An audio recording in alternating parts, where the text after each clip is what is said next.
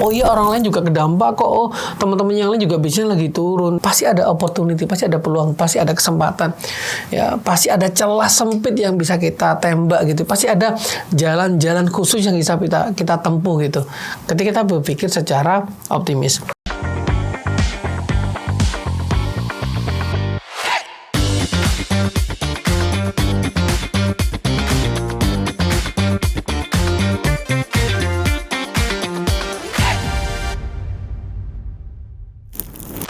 Assalamualaikum warahmatullahi wabarakatuh.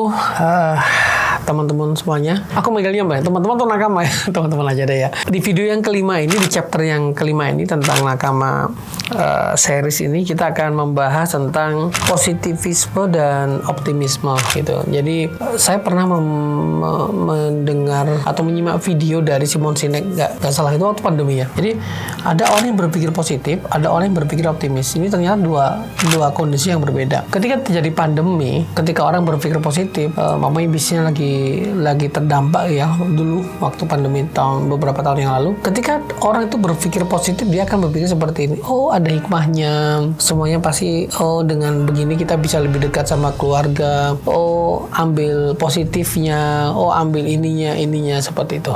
Ya, intinya being positif gitu ya.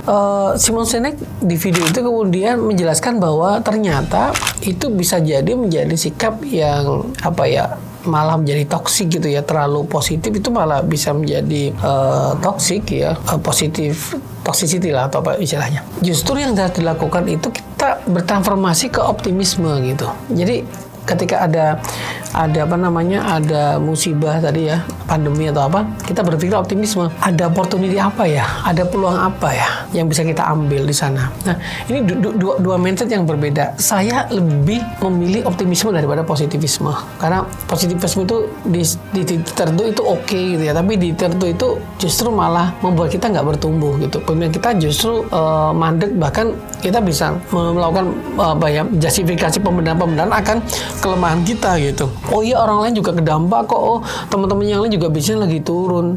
Nah, tapi kalau optimisme beda. Pasti ada opportunity, pasti ada peluang, pasti ada kesempatan. Ya, pasti ada celah sempit yang bisa kita tembak gitu. Pasti ada jalan-jalan khusus yang bisa kita tempuh gitu. Ketika kita berpikir secara optimis. Minum dulu ya. Oke.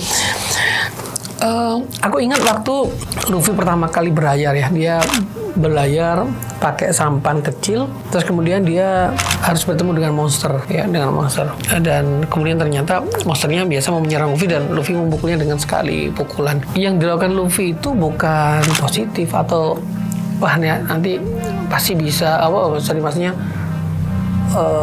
nanti ambil limaknya dan ada monster gimana, tapi itu optimisme. Jadi dia telah berlatih sebelumnya, melatih pukulannya, jet pistolnya gitu ya, untuk bisa mengalahkan si monster tadi itu gitu. Jadi teman-teman, beda sudut pandang tentang positif dan juga optimis ini bisa sangat berpengaruh sekali dalam plan ataupun strategi bisnis ke depan. Nah, positivisme itu membuat kita semakin cerdas gitu ya, membuat kita semakin bisa memahami bahwa bisnis itu nanti kelanya itu adalah tentang adaptasi dan novelty, tentang perubahan ya, dan untuk menciptakan hal-hal baru supaya kita itu beyond ya, supaya kita itu menjadi perusahaan yang, kalau kita bicara istilah Jim Collins, itu menjadi perusahaan yang great, bukan cuma perusahaan yang good, yang baik-baik saja. Sikap positif itu mengarahkan kita menjadi good, tapi sikap optimis itu mengarahkan kita kepada great. Dan saya mengajak ya teman-teman semuanya, ayo bareng-bareng guys, kita bersama-sama, saya juga belajar, kita memilih jalan yang great ya, kita memilih jalan optimis.